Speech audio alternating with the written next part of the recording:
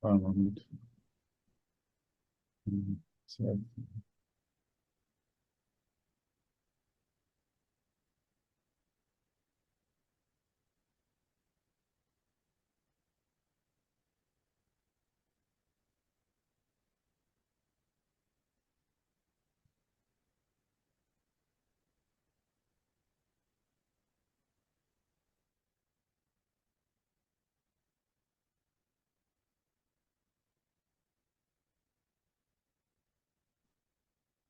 I don't see my.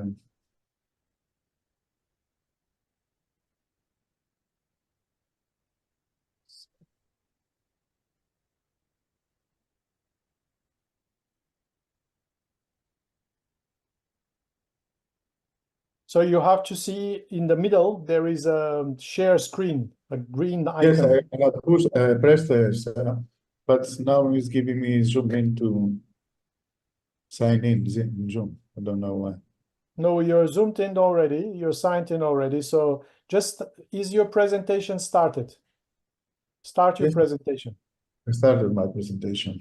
Okay, now just go to Zoom and then click that share screen and it should be all right. But where is Zoom? One moment, sorry for this, but here is Zoom share screen. Where is mine?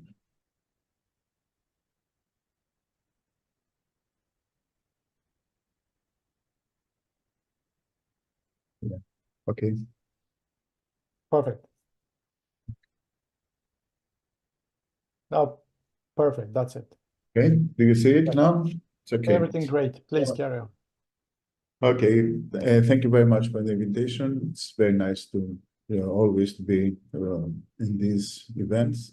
So I'm going to try to talk about spine osteotomies and other techniques that we use for the correct spinal alignment for deformity cases. And okay, we know what we say with deformity, spinal deformity, is when we have pathological curvatures in sagittal and coronal plane.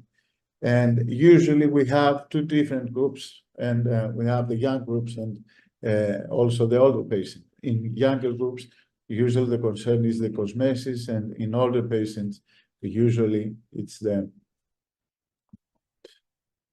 pain and neurologic symptoms. So when we do, perform an operation for deformity surgery, we need to achieve a balance of the spine, to relieve the pain, to address a neurologic deficit if it is present, and we want to achieve to prevent the recurrence of a deformity and also to prevent the worsening of the deformity.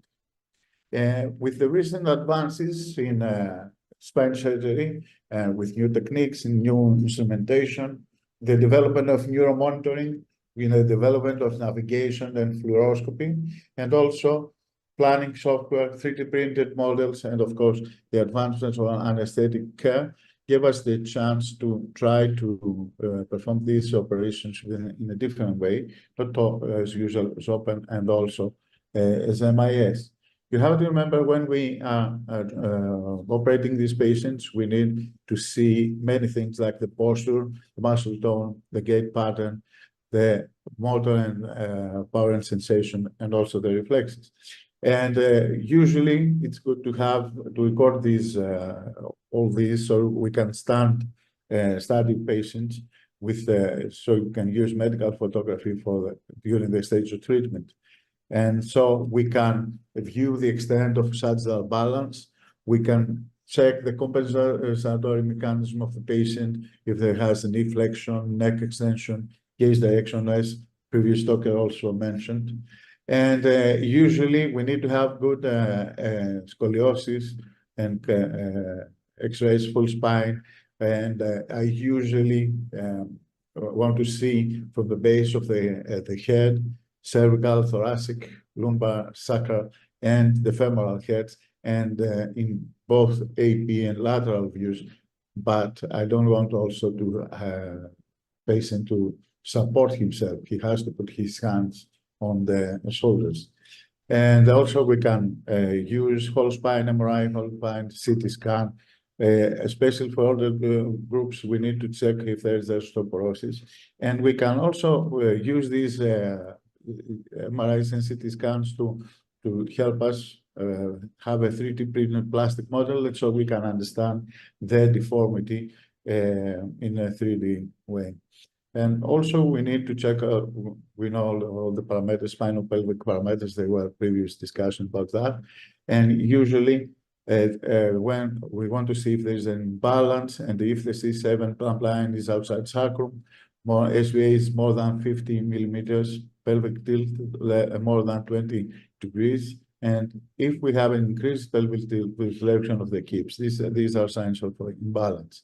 So when we want to correct the deformity, the optimal correction usually is have a pelvic tilt less than 25 degrees, and SVA less than 50 millimeters, and pelvic incidence minus lumbar lordosis less than 10 degrees.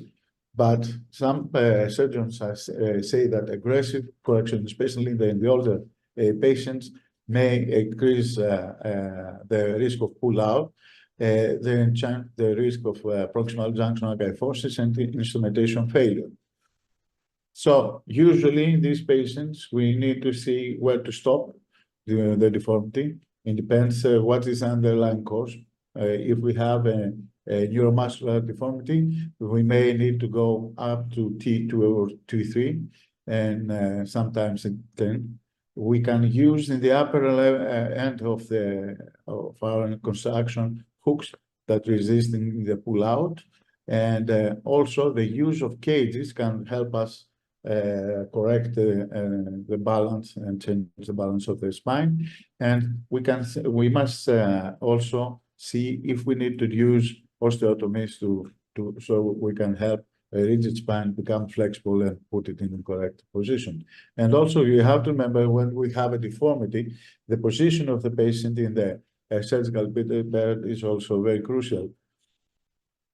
So the gold standard before the use of MIS was open instrumented fusion, usually combined with osteotomies and anterior posterior fusion. We need to decompress the neural tissue and maintain, of course, the patient's balance. So why we want to do this? Because we want to achieve a long-lasting effect. But why, when we have these operations, why go MIS? Because as we know, these operations are associated with higher rate of complication. In the elder group, there are some medical comorbidities, and so an operation that we have a blood loss more than 2 liters can produce many problems. So the AMS technique is in the treatment of deformities because we want to decrease the perioperative complications that are associated with the conventional techniques. But we need also to have to see what are the problems a surgeon can find when he's doing MIS. We may have a longer surgical time surgical time. This surgical time may increase if we have more fuses to level, and also we need to see if we need to fuse to the pelvis. It's not so easy. And also we need to see that we may have a big number of incision, the size of incision, and also there's a prolonged anesthesia.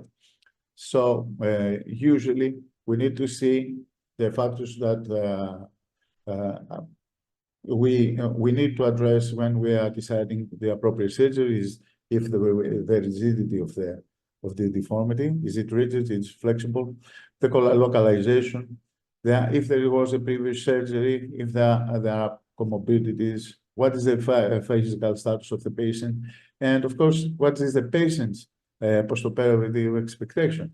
Is it something we can achieve? So the same with the cervical, when we do this operation, surgical planning, we want to achieve a well-balanced spine.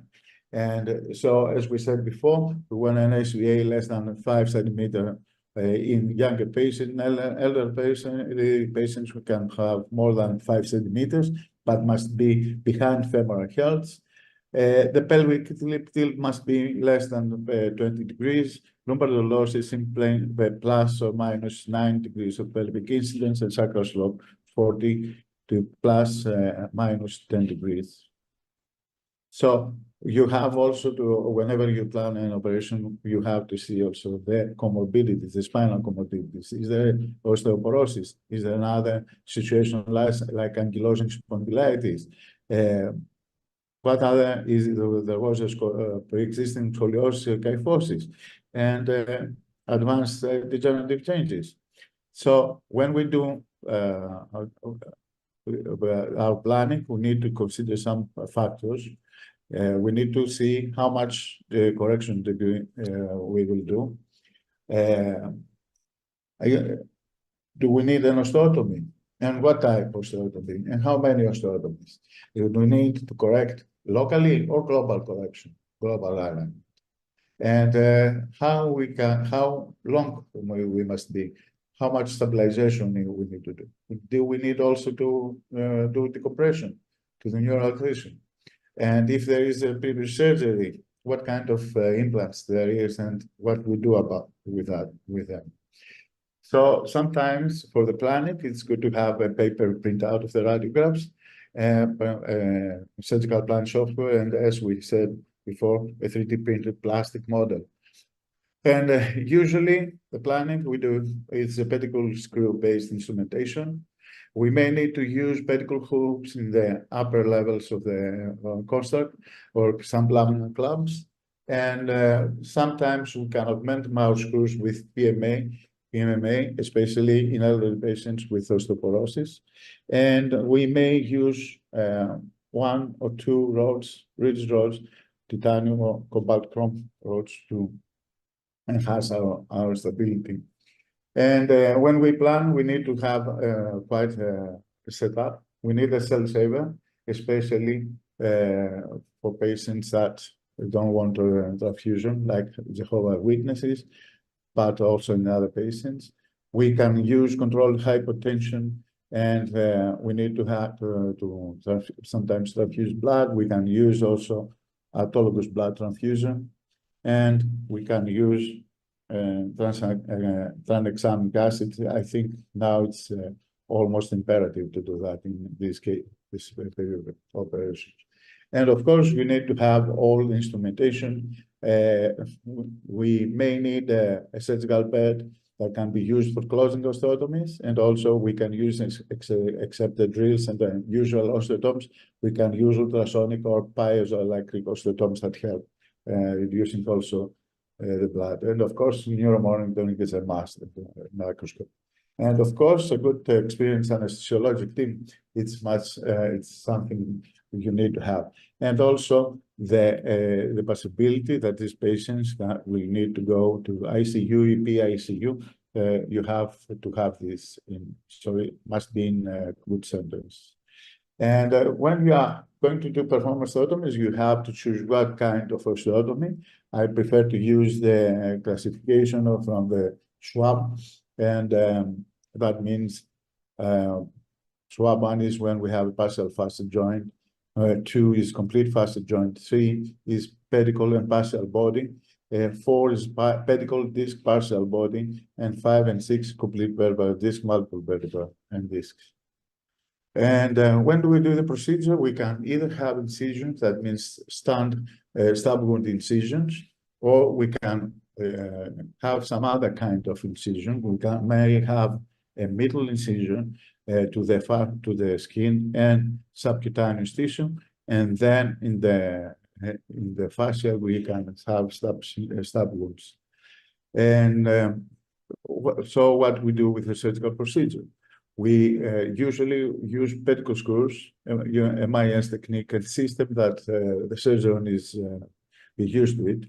And usually we use some implants to reverse balance and increase the bone fusion. And it's feasible to use iliac screws. Placement of hooks, also we can put them in the upper boards. We can do it in MIS. And of course, we can do osteotomies, either from the one side, using one side MIS retractor, either 2 side retractors, or 1 for each side. So I will show you some cases.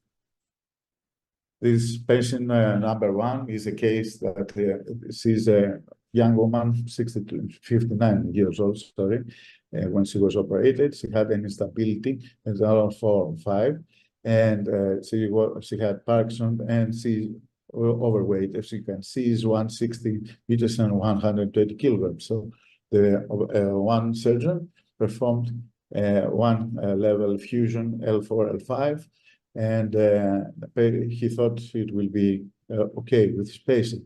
But as we know, with Parkinson patients, usually we need to go longer than that, and because the kyphotic posture, and also in this patient, immediately she became unstable in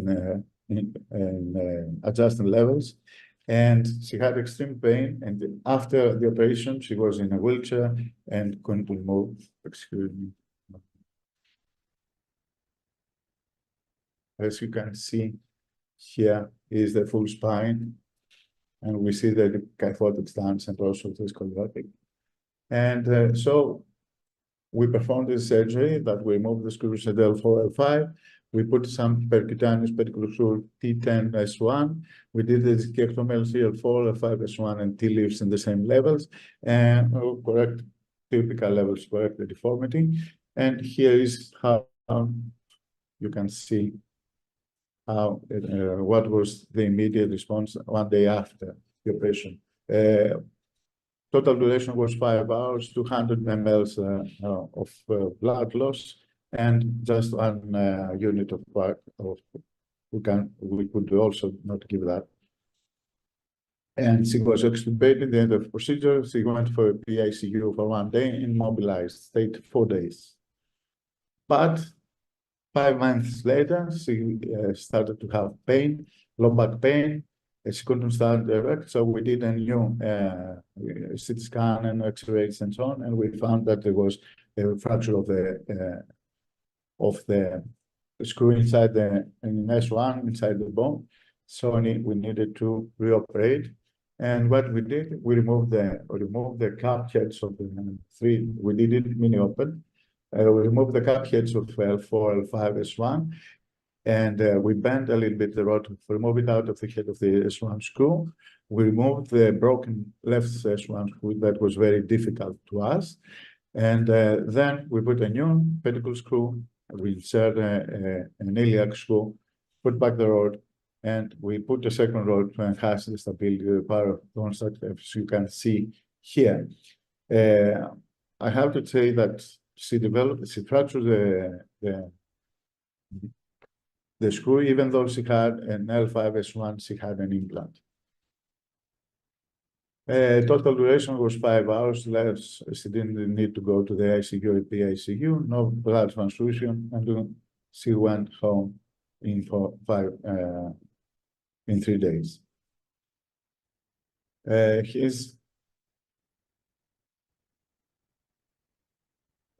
think this is patient number 2. So this is a patient also with Parkinson's disease. We have done that with Vasilis Likomitros. This is the previous, before the surgery, the X-rays. And what we did at first, we did a T5S1. We have a skip T7, T8. We didn't put any screws. We put hooks. We did discectomy and T-leaf L5 and so on. And when instead of bending an upper thoracic spike, typical maneuvers for correcting the deformity. And after 7 hours and only 300 ml of we had this result. And this is the patient in 7 days post-op. And here you see the number of incisions she had. And here we can see how she was in 6 months. But after 1 year, she suffered a minor motor vehicle accident. She comes to my office for a routine check, and she says something is protruding from the spine, in the upper spine. So something is protruding, and we see there is the screws are loosened. So what we do, we remove the screws. We cut the rod with a drill for metals. We put new screws and hooks, and we correct that in MIS fashion. as you can see here, we use the upper incisions only. And if you can do that without, you see, you can cut the rod and then take out. It's a little bit tricky, but it's feasible, and it's not so, you don't have so much blood. And then the difficult part, it was to put the connector, the domino connector, because the systems are not designed for this kind of use. Dominus is usually for the open surgeries. You see, this is one of the difficult parts, but it's something that is feasible, and the patient stayed only 4 days. And here's the result after we did the correct operation. And the patient, this is 6 months ago, this 5 years, she's still well corrected. Number 3, this is a 76 years old, progressive kyphotic deformity, no neurologic deficit. We did a T5S1, we skipped L3. We did an osteotomy L3 swab type 4, discectomy, and TLIF L5S1. As you can see here, we did the incision in the incision of the skin and subcutaneous and not the fascia. And then we did subwounds in the fascia.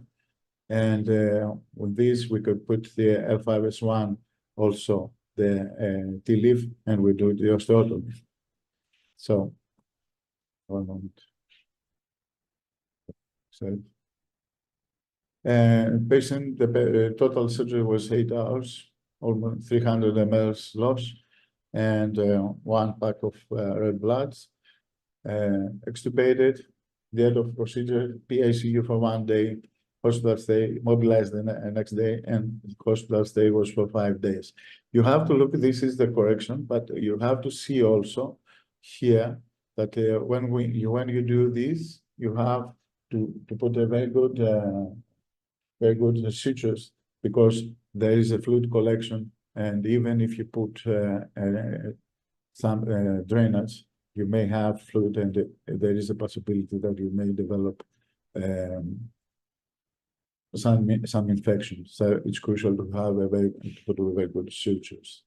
For this patient, I have to tell you that after 1.5 months, he developed a not so often complication.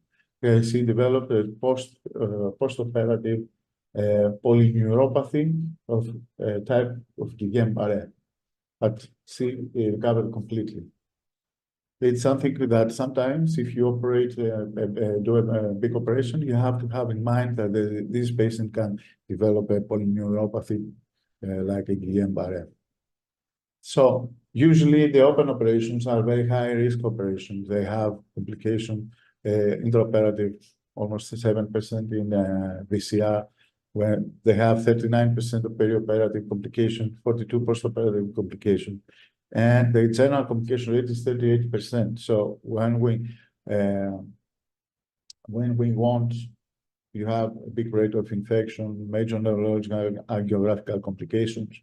So that's why we need to we try to decrease these complications with the MIS.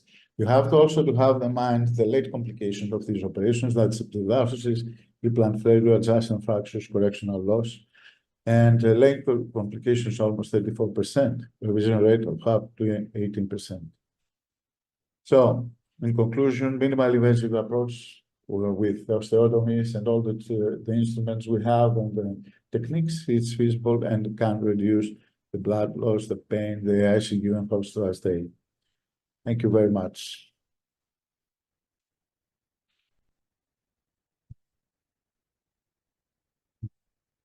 Thank you so much, Ioannis. Great presentation, and thank you so much for your participation.